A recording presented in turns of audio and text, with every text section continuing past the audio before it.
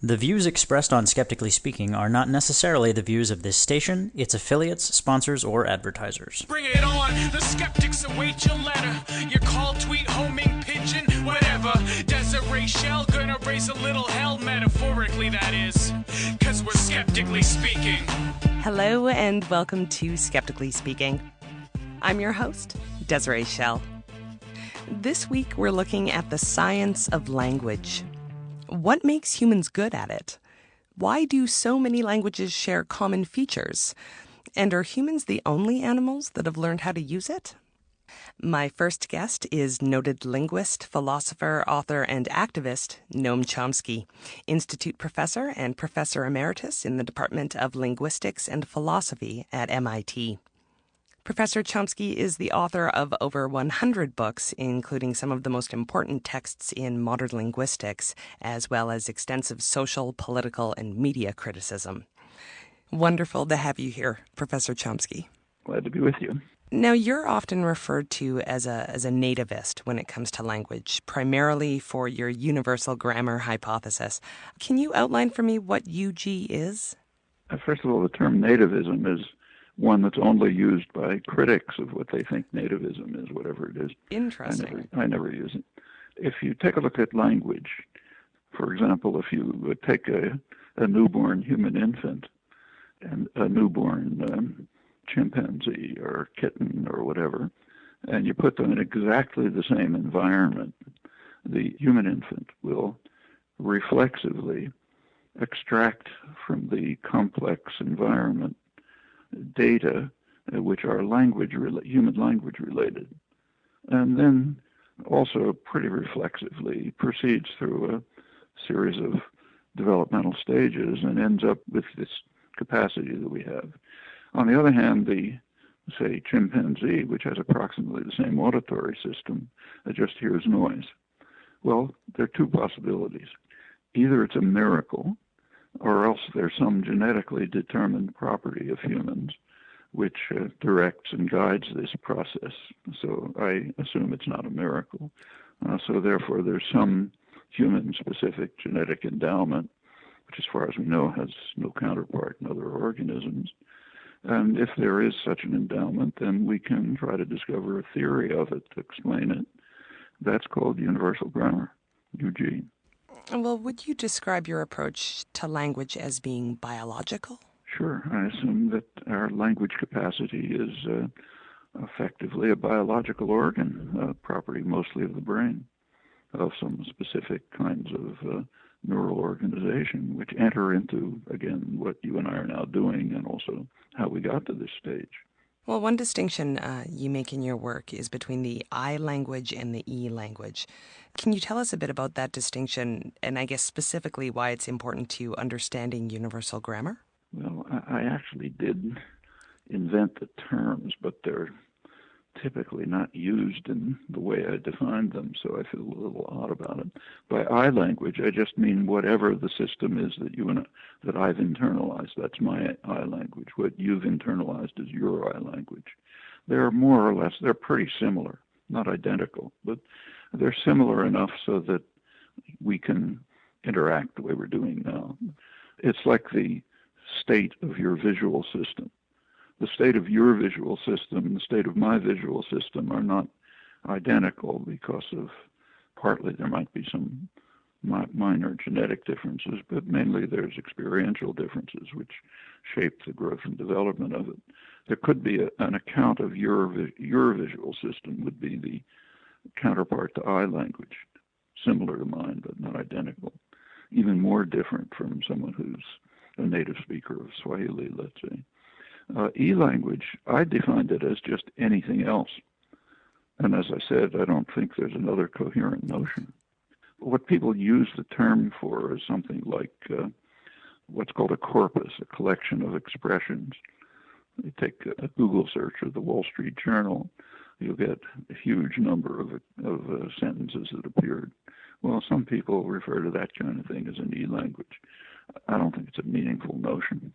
Well, as you know, there are many linguists that disagree with the universal language hypothesis. So would you be able to walk me through sort of what their main arguments are against it?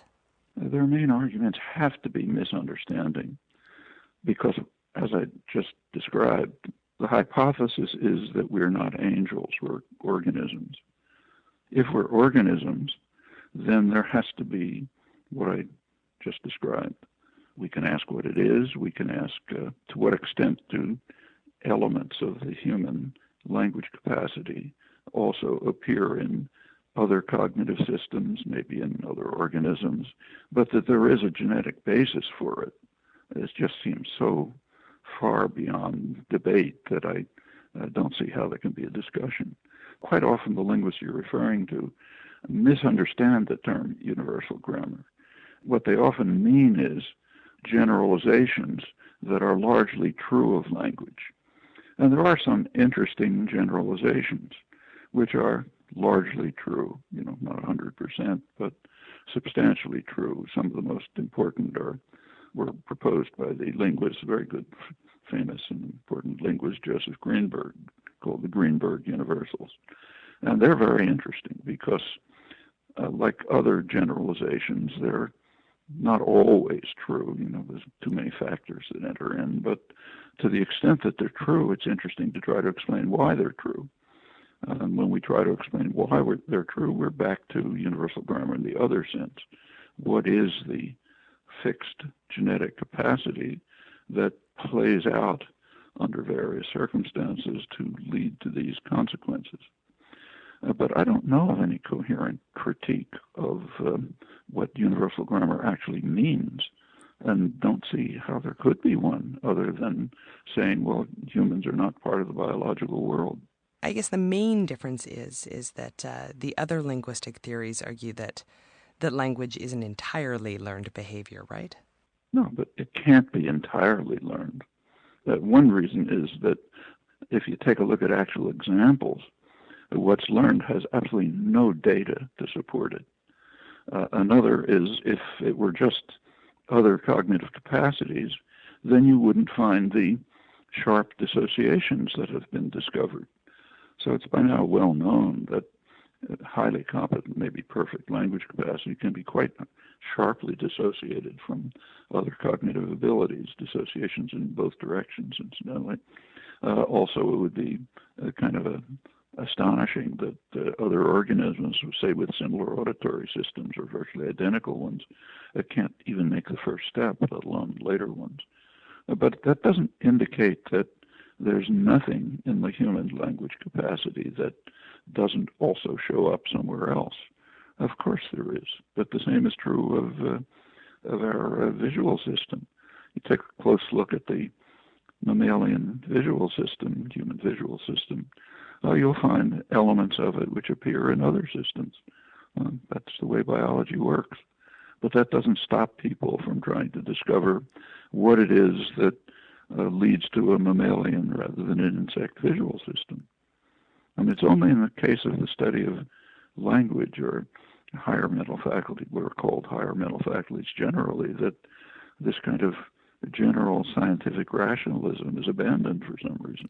Well, speaking of data, it's now nearing 57 years since the publication of your book, Syntactic Structures. So between your first theories and now, has the evidence changed? Oh, yeah, enormously. For one thing, there's been a huge explosion of inquiry into language by any measure that you take. Journals, departments, number of students.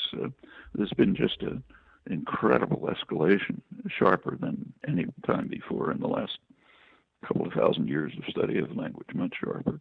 So an enormous amount of evidence is now available, which wasn't then, and a very wide variety of languages, most of which had never been studied. And the questions that are being asked are much more penetrating. The kinds of questions that, say, students are working on today, you couldn't even have formulated 60 years ago.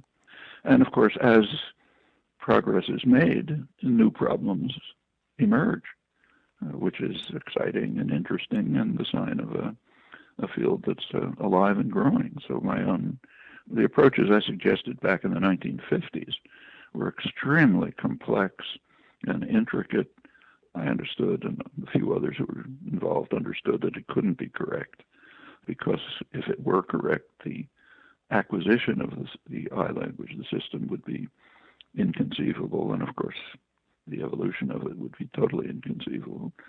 So there's been the thrust of theoretical work, at least the kind that I'm interested in, has been to try to show that the apparent complexity is a superficial phenomenon, and that if we search deeper, we can find more fundamental principles that explain the major parts of it and show that the other parts are due to other factors, and also that will give us some way of some handle on the new discoveries that are being made about general properties of language and the course of acquisition, and to the limited extent that we have evidence, the neural basis and so on.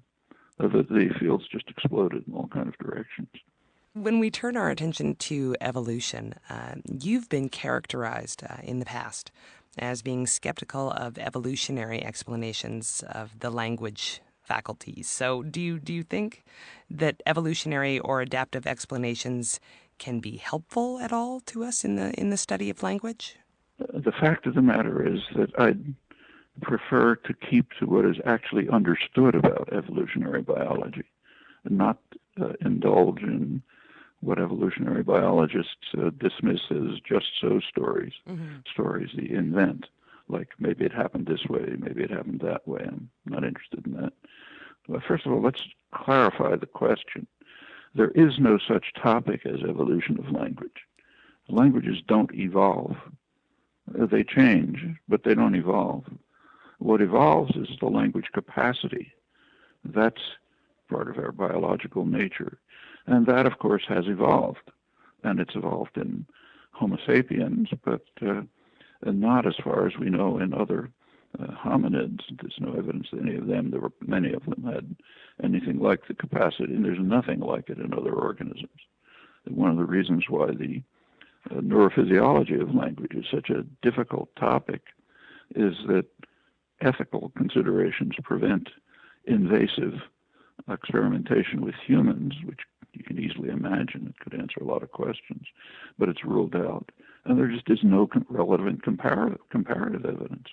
So in the case of the visual system, a lot is known about the neurophysiology, the human visual system, by experimentation with cats and monkeys. But you can't do that in the case of language because there's no other organism to study. So something developed, obviously it evolved by definition, that's what evolution is, but it's a language capacity. Well, what do we know about it? What we know with high confidence is that ever since our ancestors began to depart East Africa, which is usually dated roughly 60,000 years ago, since that time, when humans have proliferated all over the world, there has been no detectable evolution of the language capacity. And what that means is that if you, say, take a child from an Amazonian tribe that hasn't had other contact for tens of thousands of years, then you bring it to, say, Boston as an infant, it'll speak just like my grandchildren, and conversely. The evidence for that is pretty overwhelming. So there's good reason to believe that the language capacity has not evolved, which is not too surprising. 60,000 years isn't a long time. That's what we know with high level of confidence. What we can speculate with a fair level of confidence is that if you go back not very much farther, maybe 50 or 100,000 years, there's no evidence that there was any language capacity at all.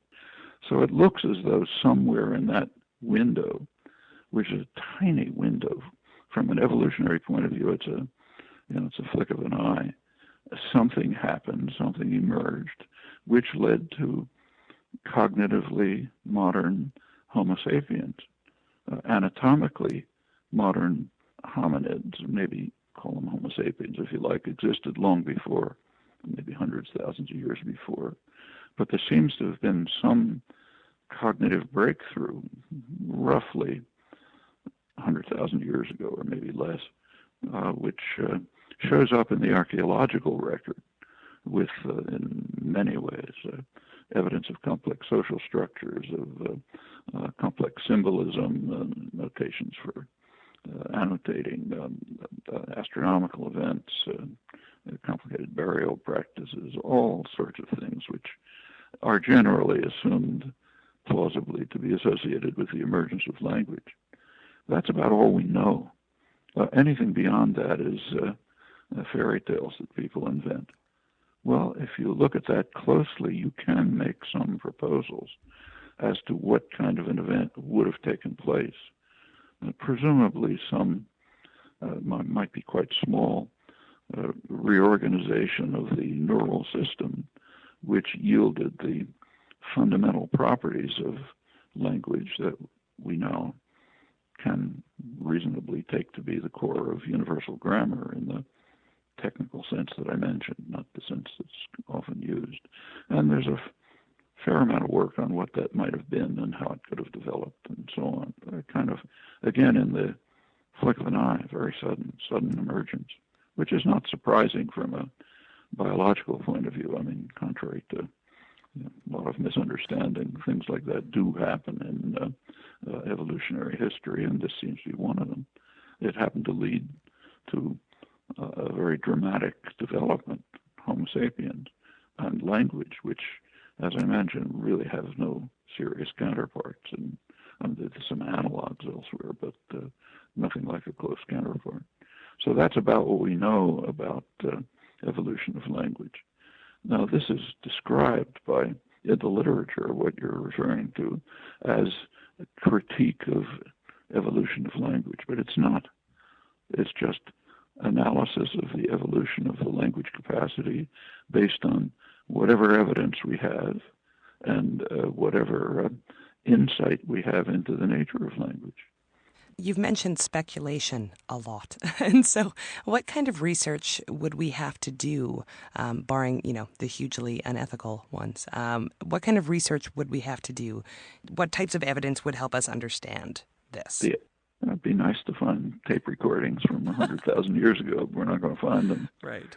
I want to go back to something that you sort of mentioned. Do you find evolutionary explanations can be at all helpful in areas outside biology? I mean, that's kind of a metaphor. I mean, evolution means basically genomic change. Cultures certainly change.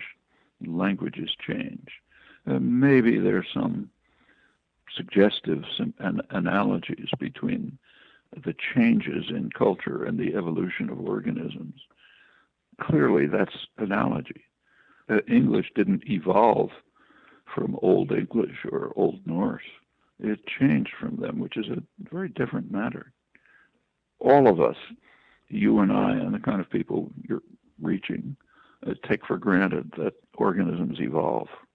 And they evolve roughly in the Darwinian sense, though now a lot more is known, of course. And of course, there's not only a place for it, it's crucial to the study of organisms. But we shouldn't confuse change through history with evolution of organisms.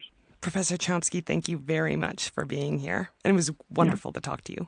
Yep, glad to talk to you. You'll find a link to Professor Noam Chomsky and his work on our website at skepticallyspeaking.com.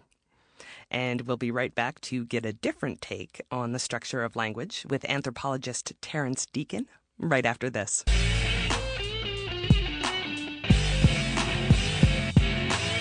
Skeptically Speaking is rebroadcast on a number of fine radio stations. To find out where Skeptically Speaking airs near you, to listen to past episodes, or download the weekly podcast, check out our website at skepticallyspeaking.com. While you're there, follow the links to connect with us on our Facebook page, our Twitter feed, or to subscribe to the show in iTunes. And now, back to the show. This is Skeptically Speaking. I'm Desiree Schell, and my next guest is Terrence Deacon, Anthropology Department Chair at the University of California, Berkeley. Professor Deacon's research has combined human evolutionary biology and neuroscience with the aim of investigating the evolution of human cognition. He's the author of The Symbolic Species, The Coevolution of Language and the Brain. Thanks for being here, Terry.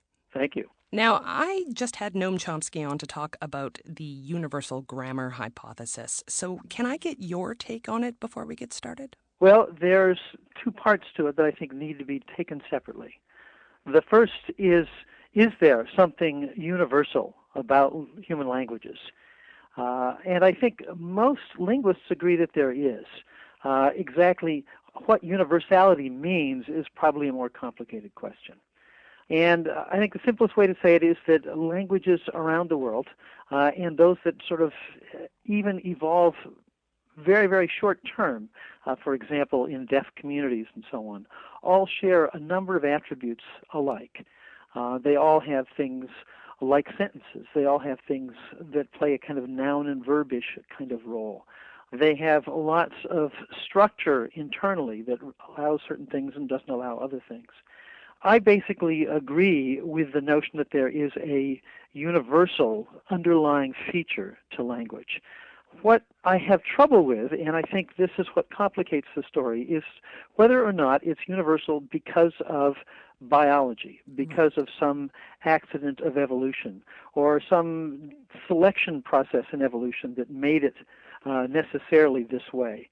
I think this gets back to a troublesome issue that's always been around, and that is the nature-nurture dichotomy.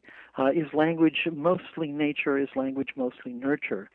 I happen to think that there's a third alternative that is missed in this discussion. What I would say is that the universals of language, at least some of them, are neither the result of nature nor nurture. The analogy I would give to this is in mathematics. Consider something like prime numbers. What I would say is that any intelligent life that develops any kind of way of regularizing, working with quantities anywhere in the universe, they will discover at some point that there are numbers that cannot be divided by anything but themselves and 1. Prime numbers are therefore not innate, and they're not merely the result of some cultural convention. There's some kind of constraint in the way we represent and operate on quantity that forces them to be there. I think that there are many universals of language are like that. They're discovered whenever languages develop. Okay, so I haven't heard that one. and I'll be honest, before I started researching for this show, I didn't realize that the evolution of language was such a controversial topic, and there were so many hypotheses about it. So why is it so controversial? It's controversial in part because it stands out as something that really makes the human species distinctive from all other species. Communication is something that all animals, one way or another, they become involved in that kind of exchange of information about themselves and about the world around them. We can sort of metaphorically call all of that language, but in fact language has so many distinctive traits that it makes it stand out in comparison to these. Even more interestingly, from the point of view of a neuroscientist like myself, language is controlled in our brains in a way that's radically different than the way other kinds of communications, vocal communications, are controlled. So, for example, we can recognize in you and I that we do have innate forms of communication that we were born with, laughter, sobbing, shrieks of fright, and so on. And many, many species have these. But these are all controlled by very different parts of the brain than language. And so in the evolution of language, there's a couple of things that make language special. One of them is that it has these different kinds of structures that we just don't find in other species, grammar and syntax, which Noam Chomsky is, of course, focused on. But they're also controlled by parts of the brain that are very, very different and do different things. And so that makes language a kind of threshold that distinguishes human beings from other species. Well, maybe it's easier to talk about what anthropologists do agree on in regards to the evolution of language. Does everybody agree on at least a couple of things? I think that there is broad agreement about what I just said about the distinctiveness of linguistic features. I think there is growing agreement that it's not a bright line that distinguishes humans from other species. I think we're beginning to find out that there are some language-like functions that other species can figure out and can use. Our ability to vocalize is very distinctive. And I would say that most anthropologists recognize, most biologists recognize that our vocal capacities are really distinctive among other species of mammals. So I would say that anthropologists will agree that some point in the last, and typically it almost always falls in with the last 2 million years at the most, these distinctive abilities have developed separately in our species. Now, to say that they've developed can be interpreted in lots of different ways, depending on how you view what's unique about language. But I think everyone would agree that we have certain, you might say, adaptations, certain facilities that make language much more easy to acquire and use in our species and that are not there in other species. You're listening to Skeptically Speaking, and my guest is Terrence Deacon, Anthropology Department Chair at the University of California, Berkeley. Now, I guess one of the big problems with research in this field is the lack of empirical evidence. The problem, of course, is that nothing about language fossilizes. Right. Not even brains fossilize. So that puts us at a real disadvantage. On the other hand, I think the field is breaking open, in part because we have new tools to look at this prehistory through its modern counterparts in terms of anatomy of the brain that we can look at, comparing human brains to, say, primate brains, and the genetics, looking at human genetics compared to the genetics of other species, and particularly trying to identify genes that are distinctive of human beings and that play some role in the structure of our brains. By gathering this kind of information, we can, so to speak, triangulate back to how the brains of other species were operating, whether they in fact had certain facilities or not, say, for example, to produce articulate vocalization and so on. Can you talk about some of that research? In terms of brains, for example, we clearly know that human brains are considerably larger for the bodies that they exist in. We have brains that are about 3 times what you'd expect for a typical primate of our body size. We don't really know what it means to have a larger brain for your body, but we do suspect that that change in the brain, which is so distinctive of our species compared to other species, almost certainly has something to do with our cognitive capacities, and probably the most astounding of those, of course, is language.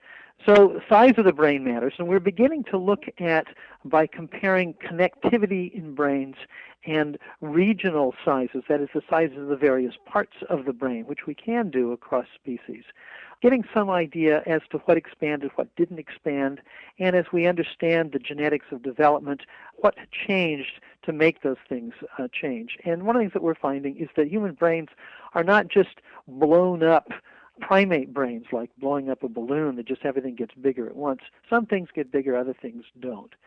And the connections between those regions, which in a sense like the connections within a computer, are what make the functions happen. And those connections are also affected by relative size and other genetic factors. And we do now know that there are some connections that are clearly different in human brains, so that it's not just the relative sizes of the parts that matters, but the connections are also different. All of these things are providing clues as to what happened. So, for example, it's now fairly well understood that we human beings have a fairly direct connection between our cerebral cortical areas that control motor skills and the connection to the nucleus in our brainstem that controls the movement of the muscles of our larynx. Other species of land animals don't seem to have that kind of a direct connection. As a result, we can hold tone, we can arbitrarily learn skills of sound production and stopping and starting sound with the movements of our mouth in coordination that other species of land mammals simply can't. The exception, of course, are animals like birds, like parrots, and so on, that can do this, but they actually use a very, very different anatomy to do the same thing. There are also now interesting findings genetically that suggest things have changed. So, for example, one of the most recent and exciting findings, although it has not panned out to be quite as dramatic as it was once thought, is that a particular gene called FOXP2 seems to be associated with articulate speech production. It was originally thought to have something to do with grammar and syntax, though now it's mostly thought not to have that effect.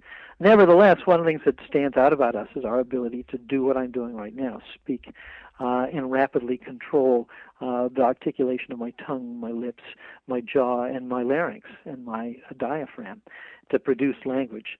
FOXP2 seems to play a role in that. Now, FOXP2 turns out to be a very old gene in the sense that we can find homologs to that gene even in fruit flies.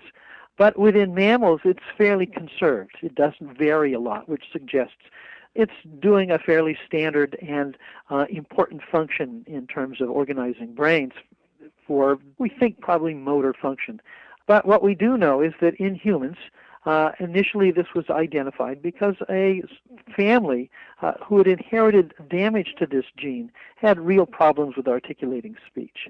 And so when the gene was finally isolated, it was very interesting to find that human beings all share a particular version of that gene that's different from most other mammals. It differs by only a few tiny changes, but the fact that all human beings share this and other primates don't stood out as saying that maybe this is something that has evolved also in humans to make language, in a sense, more capable. We can produce the kinds of vocalizations that are necessary to acquire language. Now, are there other genes that are going to be associated with this? Undoubtedly, as we go into the process of understanding how genes build brains and how brains are critical for language and what parts of brains are, we're going to discover more and more about this. Correct me if I'm wrong, but those are all biological pieces of evidence. What's the learned side? What's the cultural aspect? The non-nature-nurture part is what I call semiotic constraints.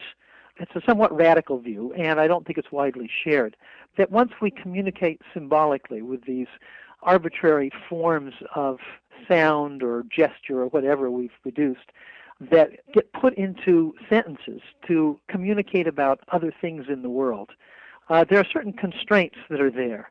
One of the questions is, why do all languages have things like sentences that have noun and verb parts that are about picking things out in the world and assigning a name or a value or a quality to them?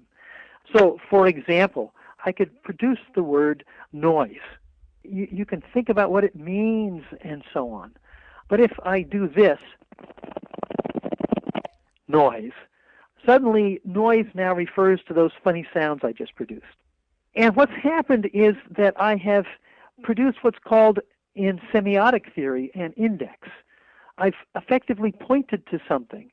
The problem is that symbols, like the word noise, refer to each other. Noise refers in the opposite to signal, refers to things that you might hear outside. There's all kinds of things.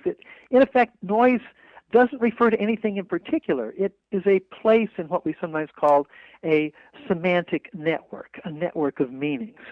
The problem is if you want to refer with something abstract like that, that's just referring to other abstract things, you need to link it outside of that network of meanings.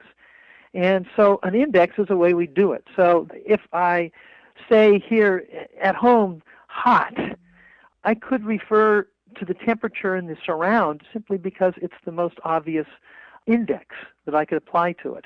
But of course, if I touched my finger to some surface and pulled it back and said rapidly and said hot, you'd know I was referring to that in particular.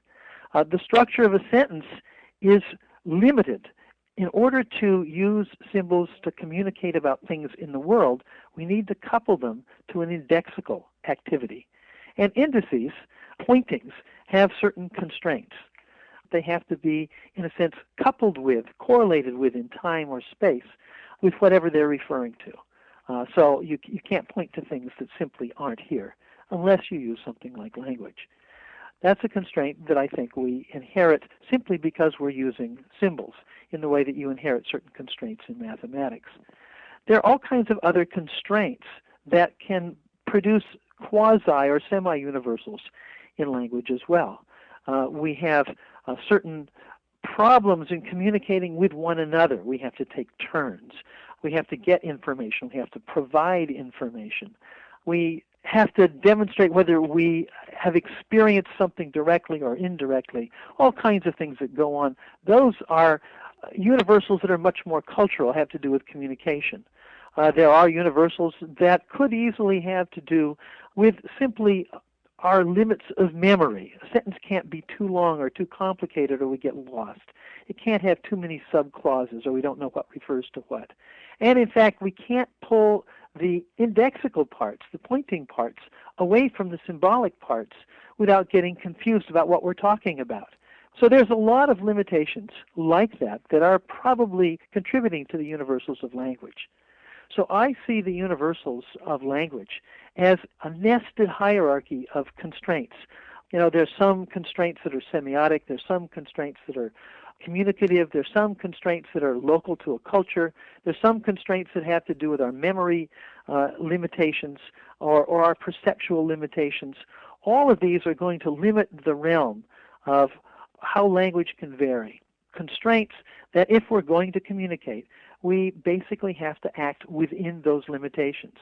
If you are correct, and language is sort of a combination of nature and nurture, does that provide more evidence for certain species having language as opposed to communication, or does it reduce the likelihood?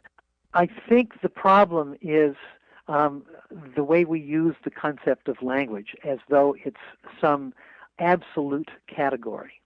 The way I've described it, it's the convergence of lots of different factors.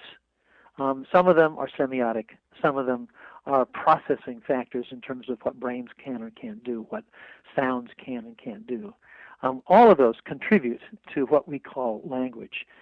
So if we stop thinking about language as something that is either present or absent, we have no trouble beginning to see aspects of those same phenomena in other species. No other species has all of these features. Are there some that are absolutely more critical to what we define as language? I think some are. For example, the semiotic constraints that I talked about. So, for example, although many other species use different sounds or gestures to refer to specific states of their own bodies or minds, or to specific things in their environment, none of them appear to use this combinatorial trick that I was just talking about, where you put together a symbol, an arbitrarily produced reference marker, and an index, a way to link that arbitrary and abstract thing to something in the world. They don't seem to do those together. There's nothing quite like a sentence that's produced. And that, I think, goes strongly to Noam Chomsky's perspective. That is, that this, what we might call the basis of grammar, the ability, the combinatorial power of language, seems not to be what we find in the rest of the world. It's not that that other species can't be brought to do some bits of it. It's an accumulation of capacities. And so rather than talking about the language device in the brain or the language mutation that made it all possible, I like to think about our evolution as made up of a long series of adaptations, each of which make some aspect of the language problem easier for us to acquire and easier for us to produce. Terry, thanks very much for being here. My pleasure. And you can find a link to Terrence Deacon on our website at skepticallyspeaking.com. And we'll be right back with Con Slobodchikoff to talk about animal language after this.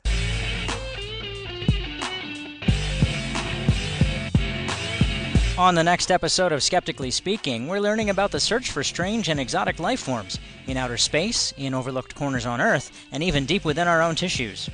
We'll speak to David Toomey, Director of the Program for Professional Writing and Technical Communication at the University of Massachusetts Amherst, about his book Weird Life, the search for life that is very, very different from our own. And ethicist and futurist George Dvorsky returns to the show to discuss the ethical issues raised by contacting a non-human intelligent species. That's next week on Skeptically Speaking, on your local radio station, or online at skepticallyspeaking.com. I'm here today with Con Slobodchikoff, Professor Emeritus of the Department of Biological Sciences at Northern Arizona University and President and CEO of Animal Communications Limited. Con's work with prairie dog language has been featured in the Smithsonian Magazine, National Geographic, and Discover Magazine, among others. He's the author of Chasing Doctor Dolittle, Learning the Language of Animals. Very good to have you here, Con. Thank you, Desiree. Good to be here. So let's start out by talking about just how controversial a topic animal language is. On a scale of 1 to 10, 1 being there is a scientific consensus, and 10 being no one agrees on anything, and would everyone kindly stop yelling? Where are we at? It depends on whether you're talking about scientists or you're talking about the general public. I would say that among scientists, it is definitely a 10. Everybody disagrees, and in fact, most people say that animals are not capable of language. All they're capable of doing is communicating. Right. Now, when you talk to people in the general public, they say, why, of course, we always knew that animals have language. So what's the big deal? But in my book, I have used only evidence from the scientific literature. I've not used anecdotal stories from pet owners. I've not used stories that I've read on the internet. It all comes from the scientific journals. And I wanted to do it this way because in working with the language of prairie dogs, I saw that we actually have quite a bit of evidence in the scientific literature that other animal species have language. So I started to explore this. And in my book, Chasing Dr. Dolittle, I used something like 250 different references of animals using what can be interpreted as language. Now, the authors of these papers have not called that language. They've talked about communication, but if you look at it from the standpoint of language, it surely is language. And so I wrote the book to look at all of this evidence. But at the same time, I didn't want this to be a completely scientific book, which would be read by maybe 30 people or so. I wanted it to be something that could be read by everybody who was interested in animals. So I wrote it in a very popular style, a very friendly, open style. And I put in lots of my own anecdotes of my own experiences with animals and how I saw language at work in these animals. So maybe let's go back a step, because I don't believe that we've defined what language is exactly, and that's part of the controversy. It is part of the controversy, and everybody has different definitions of language. The way that I look at language is that language has 4 criteria that I think are important. One is flexibility. In other words, the animal has a toolbox of signals that the animal can choose to decide to use for a given situation. So the animal is not locked into a stimulus response kind of thing, which is the way that I view communication. In communication, a message comes in and you press one button and another message goes out, and it's always the same message for the same button. So we have flexibility. Then we have intentionality, that the animal actually intends to send a message. So it's not like it's an instinctive kind of response, that every time a particular stimulus comes in, the animal always puts out the other stimulus without any intention to put out the stimulus or even realizing that there's any stimulus or any response going out. Then there's novelty, the ability of animals to use or manufacture novel stimuli. And we see this in our words. Cell phone, as an example, probably would not have meant anything to anybody 50 years ago. So the animal is capable of producing novel signals in novel kinds of situations. And finally, there's structure, which is some kind of grammatical structure, or some kind of coherent way that all of these signals are put together. So we have our grammars, Lizards have distinct patterns of their grammars where they move, or in certain situations, they move their legs in different patterns. They lift their head up in different patterns. They lift their tail up in different patterns to communicate different kinds of information. So those are the 4 criteria that I see as being important for language. You're listening to Skeptically Speaking, and my guest today is Con Slobodchikoff. He's the author of Chasing Doctor Dolittle, Learning the Language of Animals. So a bunch of what you said there is obviously controversial. So the studies that have been done in this field are often fairly open to interpretation, right? They are, yes. Why is that? There's several reasons for this. One reason is that in science, the paradigm that you use sometimes determines the kind of experiment that you're going to carry out and, to a certain extent, the kind of result that you're going to get. If you assume that an animal is not capable of language, you're not going to design an experiment which is going to test for language ability.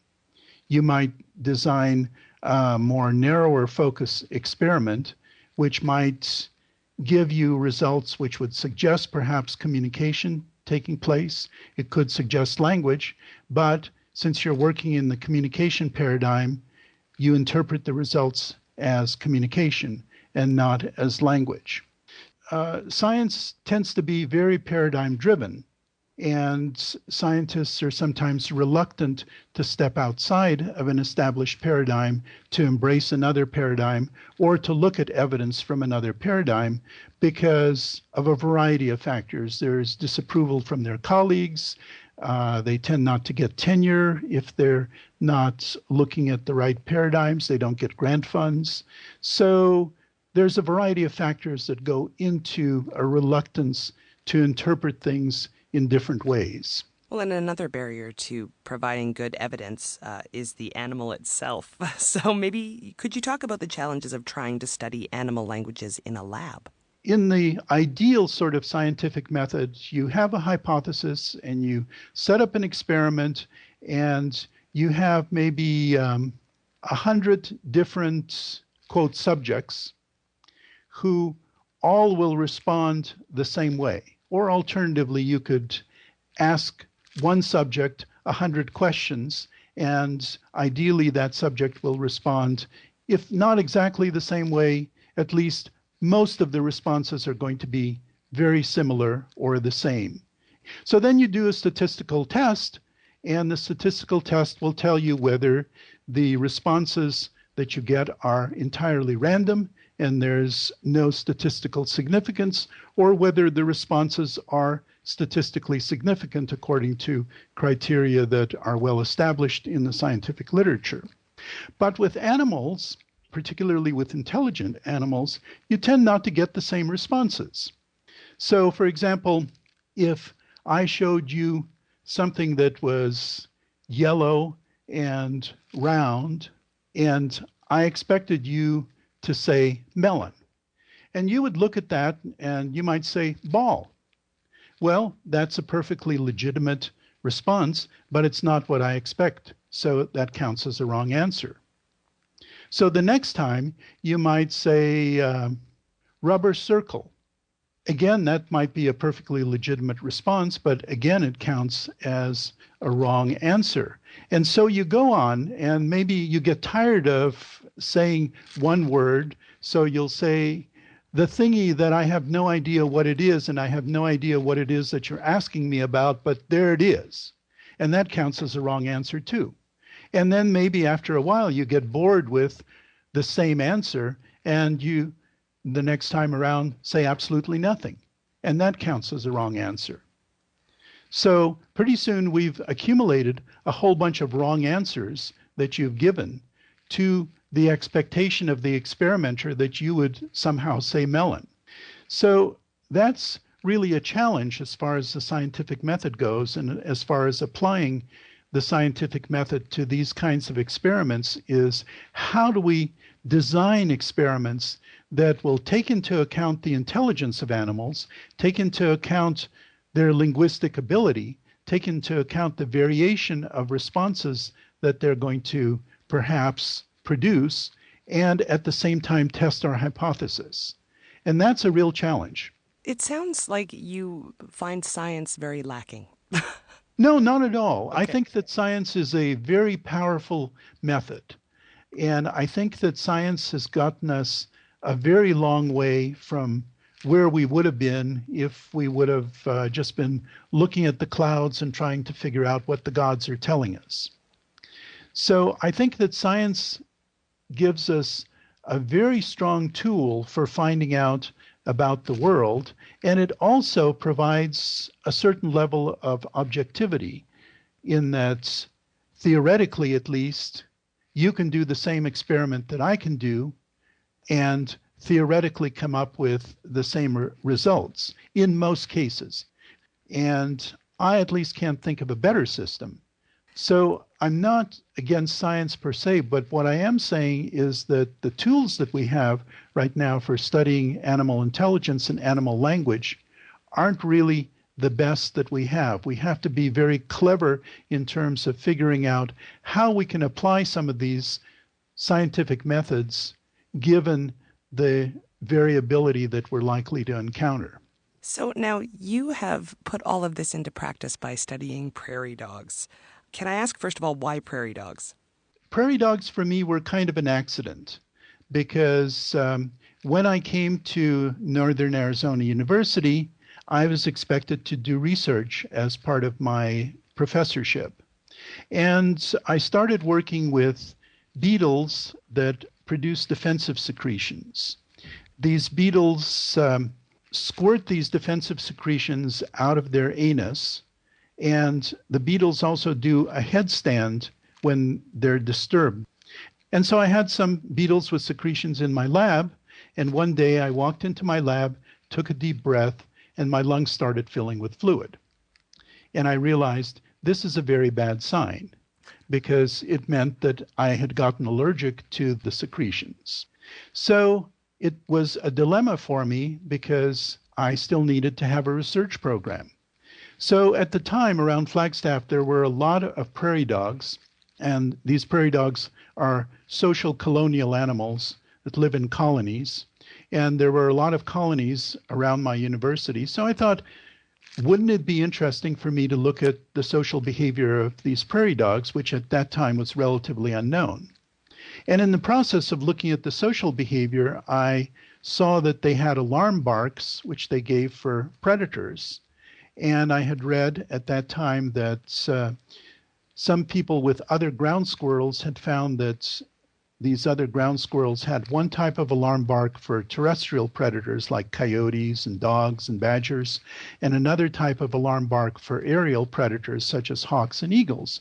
And I thought, wouldn't it be interesting to see if these prairie dogs have two types of alarm barks?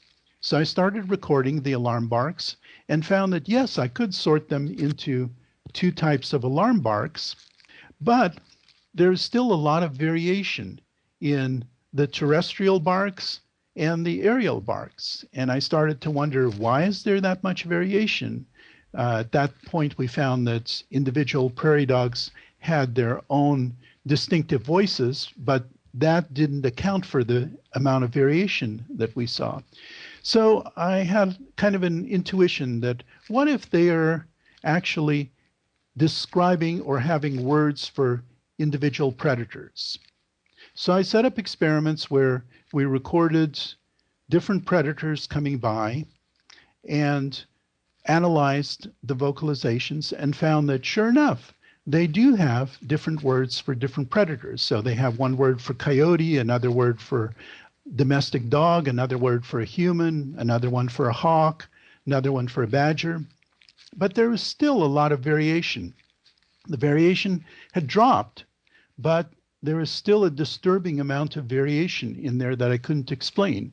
And so I had another intuitive hunch. I thought, what if, by chance, they're describing the physical features of the individual predators? So we set up experimental situations. And here I have to say that I was really fortunate because these prairie dogs, being colonial, They live in colonies. The colonies never go anywhere, so I could come back day after day to exactly the same colony. We marked the individuals with fur dye, so we knew who all the individuals were. And the individuals never went anywhere, unlike, say, monkeys or whales or other animals that move from place to place, and you can't find them on a day-to-day basis. With these animals, they were always there. And so I set up experiments where we walked humans through that differed in size and shape. We walked dogs through that differed in size and shape and coat color. We dressed humans in different colored shirts. We had the same human wear a blue shirt one time, a yellow shirt another time, and analyzed all of these calls and found that, sure enough, then we could find statistically significant differences between all of these factors. So with a human, for example, there were statistically significant differences between humans who were thin and humans who were not thin, humans who were tall and humans who were short, humans who wore a yellow shirt versus humans who wore a blue shirt. Well, now, how did you analyze that exactly, those calls? What we did was we recorded all of the calls in the field. Then we brought them back into the laboratory where we had a computer program which analyzed the calls in terms of putting up on the screen a picture of all of the frequencies and time elements in the call. So then we measured the changes in frequency and time in different parts of the call, put this into a computer program that analyzed statistically whether the changes in frequency and time, say for coyotes, was the same as or different from the frequency and time changes in domestic dogs. And because we had at least 100 animals in a colony, and we did this over multiple colonies, we had a large sample size, so we could analyze this statistically, and the statistics told us that yes, indeed, the frequency and time changes for coyote calls were statistically different from the frequency and time changes for domestic dog calls or for human calls. And then we did the same thing with colored shirts and people's sizes and shapes and so on. Have these studies been replicated? In the sense of somebody from another lab replicating it, no. But I was not convinced at any step along the way that our initial results were correct.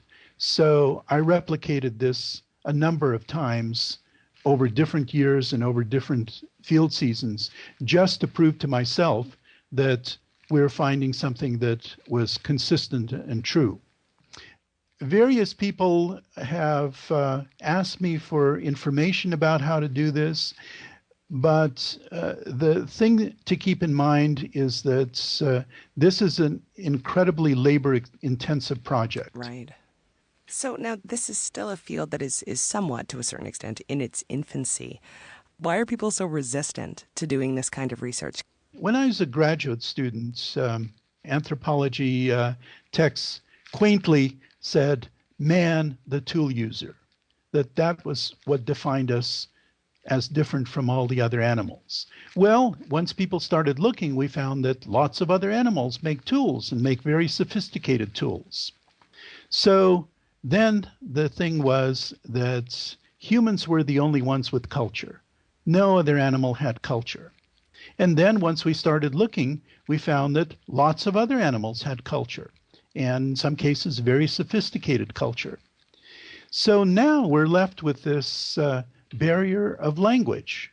People are saying, well, we humans are special because we have language and no other animal has language. And if that breaks down, in some people's mind, what does that do in terms of our specialness?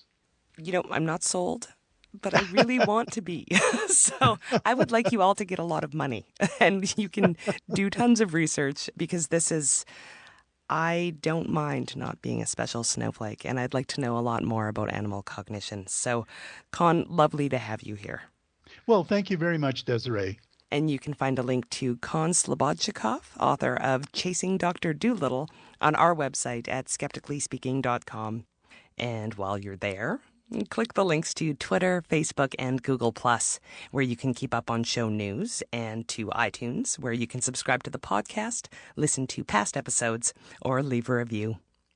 Thanks for listening, and we'll see you next week on Skeptically Speaking. Bring it on, the skeptics await your letter. Your call, tweet, homing, pigeon, whatever. Desiree Shell gonna raise a little hell, metaphorically that is. 'Cause we're skeptically speaking.